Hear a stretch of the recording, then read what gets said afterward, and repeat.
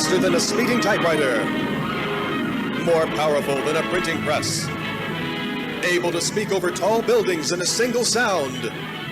Look, up on the dial! It's a conservative! It's a liberal! It's Supermouth!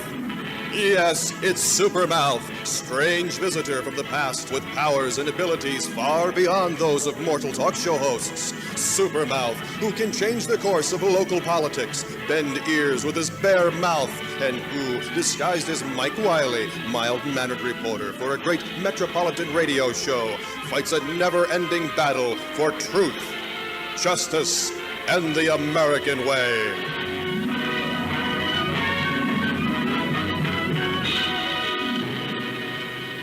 Good morning, and welcome to another adventure in the podcast radio. I am your host, the evil Mike Wiley, former evil radio talk show host, now evil podcast host. First of all, what is the modus operandi of the Democratic Party?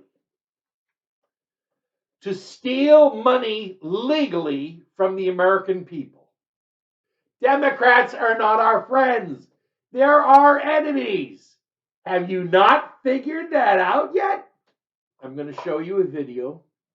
The video is of Rudy Giuliani, and he has with him one of the people that was in the polling center in Detroit. And she exposes what she found. And basically what she found is what they did. And we're going to go into more detail because there's a lot to the election scam that went on. But she exposes exactly what happened. Okay. And what happened was this. 765,000 blacks did not show up to vote in 2016. Hillary Clinton lost. The Democrats, recognizing the fact that they're losing black voters, had a presidential election coming up in 2020.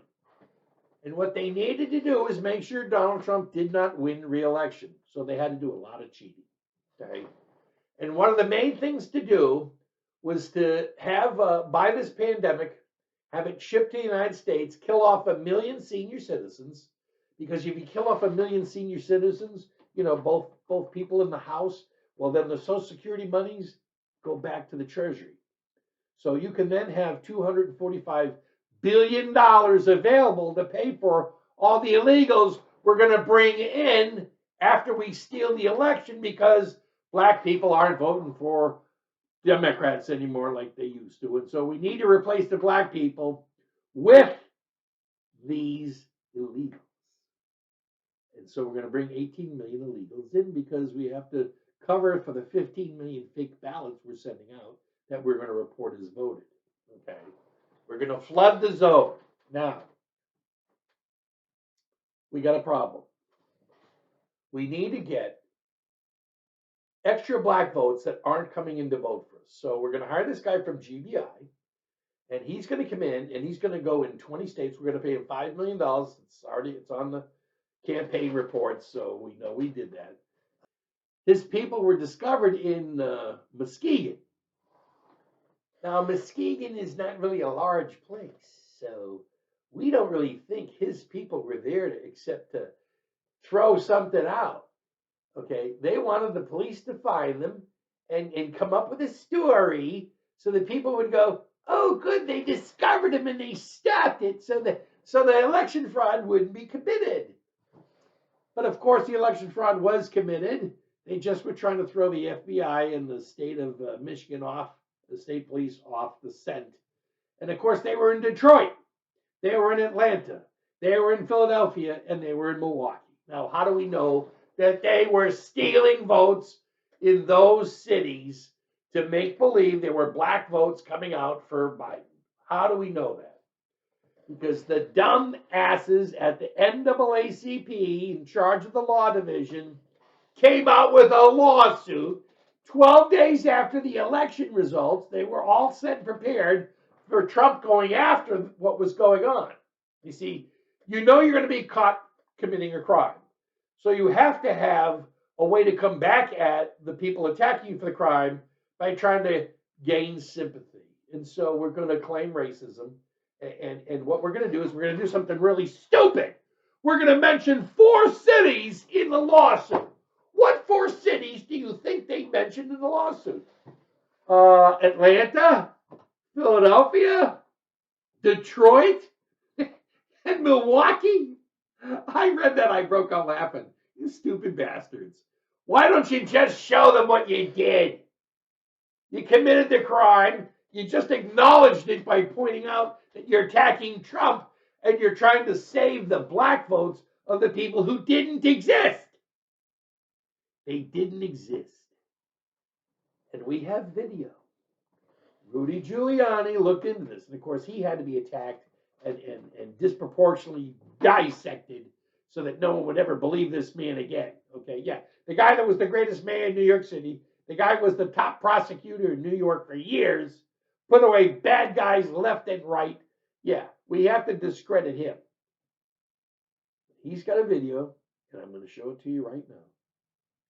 And in this video, you're going to listen to this woman who was part of the polling for the Republicans that sat there during the polling to see what was going on. And she points out that there were all these mail-in ballots that weren't folded. And they, for some reason, they were in sequential order. Now, she says, how could you have mail-in ballots in sequential order? They're mail-in ballots. They come in from the mail, from all different areas. How could they all be historically put together by number? How could you have a batch of them in this order? And then when she started questioning the pollsters as to what was going on and what she discovered, they said, look, we're going to throw you out of here if you keep bothering us. We're trying to do our job. And of course, the job was to fake and defraud an election. We know that the 2020 election was fraudulent. Mike Wiley exposed it 3 years ago in great detail. He covered all this stuff. But now, all of a sudden, in Atlanta, they have 315,000 fake votes. And now they go in, and Tulsi Gabbard, head of DNI, is there. She's there while it's going on. Why do you think she's there?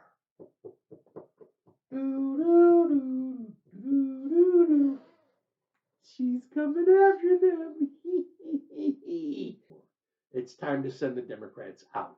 Get them out of the country, send them someplace, take part of their states and make it go away.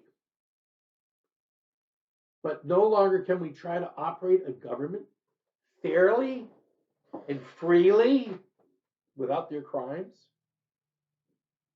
It's got to stop.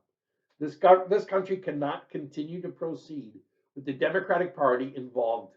They've been at war with us for 160 years. I love you. Bye. When I started writing down the ballot numbers and the last names of the person of the ballot that had the name on that ballot, they were all in sequence. These are absentee ballots, mail-in ballots. They cannot be in sequence. 2232 cannot have 2233 next to it because if they're mailed in, they come in all different numbers. And when I started noticing that these numbers are almost next to each other, like one or the other was in the middle, but then they were almost next to each other, my antennas went up. That's exactly when I thought something is not right here. Then I asked the supervisor. There was not even a date on those envelopes. It said November 0-2020. There was no second number there. Then I said, what is the date on this one? Then they got really mad at me. They said, you're not letting us do our job. You're disturbing us. And at that point, because we really don't want to be kicked out, so we were just kind of not challenging anything because we want to still stay in the room because we barely had anybody. Not only that, the sequence ballot numbers were all from the same area, like the Goddard Street in the downtown Detroit. Goddard Street, sequential ballots, signatures were all alike. They had no date stamp. It said like it was empty after 0. There was no third or second or first or nothing. And none of them were coming up in the system. They were all being entered manually. They even knew that none of these details would even be in the poll book or in the system.